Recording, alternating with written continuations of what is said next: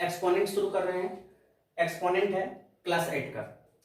Exponent देखिए, exponent का मतलब क्या होता है? एक्सपोनेंट का मतलब होता है पावर, या इसी को इंडिसेस भी लिखा जाता है, इंडेक्स भी लिखा हुआ रहता है, इंडिसेस लिखा हुआ रहता है, वो सब हमारा एक्सपोनेंट का ही नाम होता है। अब यहाँ पे हम एक्सपोनेंट में पढ़ रहे हैं कि एक्सपोनेंट में जैसे एक संख्या को ही ले लेते हैं, मान लेते हैं हम संख्या ले लिए, एक संख्या x, और उस पर कुछ एक ऊपर में पावर दे देते हैं n। तो ये जो संख्या होता है जिसपे पावर रहता है, इस संख्या को हम बेस कहते हैं, और ये ऊपर में जो रहता है इसको हम पावर कहते हैं।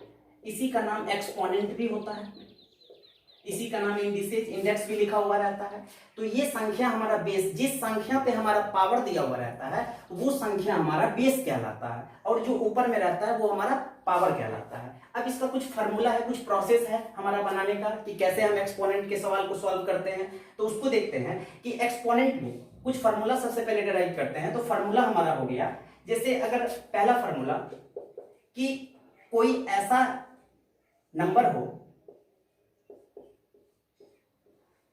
जैसे 2 नंबर हमने ले लिया, x यहां भी है, x यहां भी है, इट मींस कि अगर 2 नंबर का बेस हमारा सेम है, इसका भी बेस x है और इसका भी बेस x है, और दोनों का पावर अलग अलग है, बीच में मल्टीप्लाई का साइन है, तो 2 बेस अगर सेम हो और पावर अलग अलग हो तो हमारा दोनों पावर हमारा जुट जाता है। बेस हम वही लिखते हैं और दोनों पावर हमारा जुट जाता है। जैसे एक एग्जांपल लेते हैं, 5 पे पावर 6 मल्टीप्लाई 5 पे पावर 4, इसको सॉल्व करेंगे। यहाँ भी बेस हमारा 5 है, यहाँ भी बेस हमारा 5 है, मतलब कि दोनों जगह बेस सेम है, बीच में मल्टीप्लाई का साइन है, तो वो बेस जो हमारा सेम है, बेस को हम लिख देंगे और दोनों पावर को हम प्लस कर देंगे, तो हमारा 5 पे पावर 10 हमारा आंसर आ जाएगा।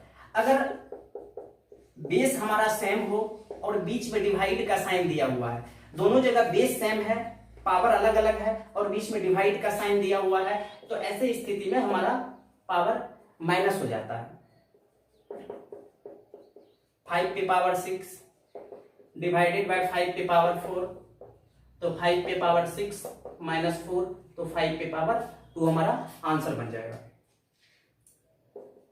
अगला फॉर्मूला लेते हैं, अगर कोई संख्या एक बेस हम लिख दिए, उसके ऊपर में पावर दे दिए, उसके ऊपर में फिर पावर दिया हुआ है, उसके ऊपर में फिर पावर दिया हुआ है, तो ऐसे में जो बेस रहता है और उसके ऊपर पावर, उसके ऊपर पावर, पावर के ऊपर पावर जब चलते रहता है तो वो सारा पावर आपस में मल्टीप्लाई हो जाता है। जैसे एग्जांपल लेते हैं, 3 पे पावर 4 पे पावर 5 पे पावर 6, तो यहाँ पे 3 पे पावर 4 मल्टीप्लाई 5 मल्टीप्लाई 6 हमारा क्या हो जाएगा? आंसर हो जाएगा। इन सारे को हम मल्टीप्लाई कर देंगे।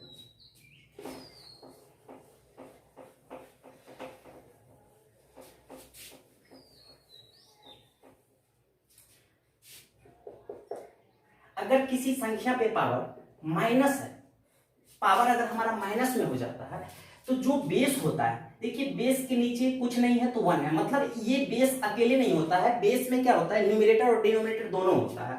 तो ऐसे स्थिति में हम क्या करेंगे, जो हमारा डिनोमिनेटर है वो हमारा न्यूमरेटर बन जाएगा, जो हमारा न्यूमरेटर है वो हमारा डिनोमिनेटर बन जाएगा, और ये पावर जो माइनस में था तब ये पावर जाके प्लस हो जाता है। जैसे फॉर एग्जाम्पल एक एग्जाम्पल हम ले लेते हैं कि 5/6 पे पावर -3, अब पावर माइनस में आ गया तो ये जो 6 है ये 6 ऊपर चले जाएगा, 5 हमारा नीचे चले आएगा, और पावर जो है माइनस में, ये पावर हमारा प्लस हो जाएगा। तब अगर हम सॉल्व करेंगे तो 6 को 3 बार मल्टीप्लाई करेंगे और 5 को 3 बार मल्टीप्लाई करेंगे, जितना आंसर होगा वही हमारा आंसर हो जाएगा इसका। अगर किसी बेस पे पावर 0 दिया हुआ है तो हमेशा याद रखना है कि उसका वैल्यू हमेशा 1 होता है, चाहे किसी भी संख्या पे पावर 0 दे दे। 5 पे पावर 0 दे दिया, इसका वैल्यू भी 1, 6 पे पावर 0 दे दिया, इसका वैल्यू भी 1, 100 पे पावर 0 दे दिया, इसका वैल्यू भी 1, मतलब कोई भी संख्या पे पावर अगर 0 दे दिया तो उसका वैल्यू हमेशा 1 होता है।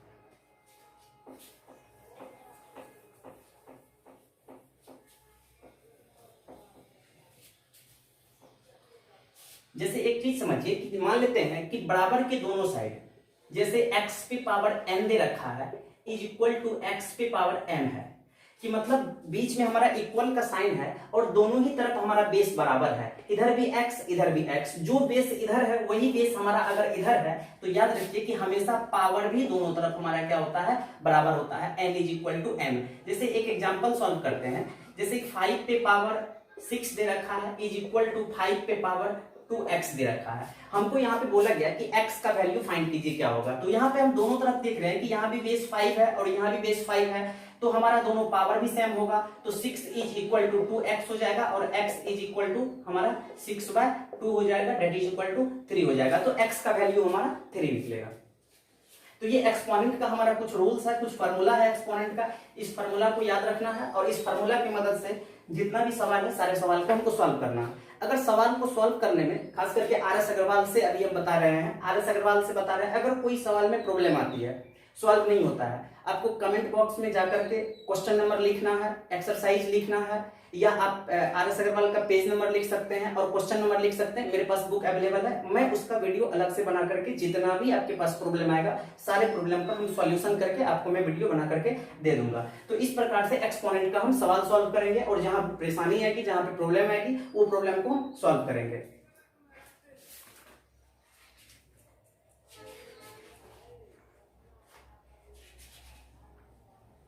जैसे एक दो क्वेश्चन लेते हैं, जैसे एक क्वेश्चन ले रहे हैं, मान लेते हैं क्वेश्चन हमको दिया हुआ है 5 पे पावर 2x प्लस 1